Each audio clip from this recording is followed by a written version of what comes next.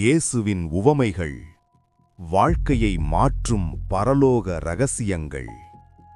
ஏன் உவமைகள்? இயேசு ஏன் கதைகளாக பேசினார்? ஆழமான உண்மைகளை ஒரு பாமரன் கூட புரிந்து கொள்ள வேண்டும் என்பதற்காகவே அவர் உவமைகளை பயன்படுத்தினார். அன்றாட வாழ்க்கையில் நாம் பார்க்கும் விஷயங்களை வைத்து பரலோகத்தின் இரகசியங்களை அவர் நமக்கு திறக்கிறார். வாருங்கள், அந்த பொக்கிஷங்களை ஒவ்வொன்றாக பார்ப்போம். விதை ஒன்றுதான், ஆனால் அது விழும் நிலங்கள் 4 விதம். வழியருகிலோ கற்பாறையிலோ முட்செடிகளிலோ விழுந்த விதைகள் பலம் தரவில்லை.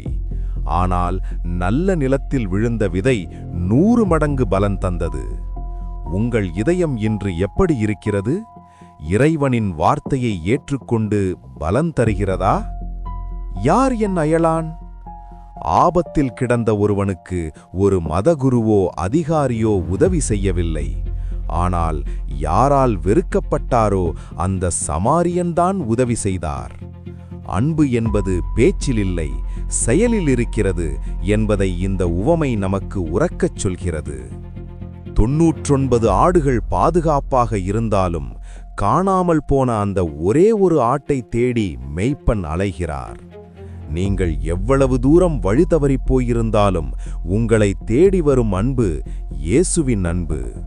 ஒரு பாவி மனம் திரும்பும்போது பரலோகமே கொண்டாடுகிறது. நிறைய சேர்த்தோம், இனி நிம்மதியாக இருக்கலாம் என்று நினைத்த ஒருவனுக்கு ஆண்டவர் சொன்னார், புத்தியீனனே, உன் உயிர் இன்றே எடுத்துக்கொள்ளப்படும்.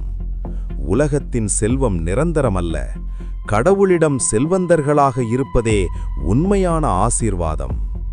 கடுகு மிகச்சிறியது, ஆனால் அது வளர்ந்தால் பெரிய மரமாகும்.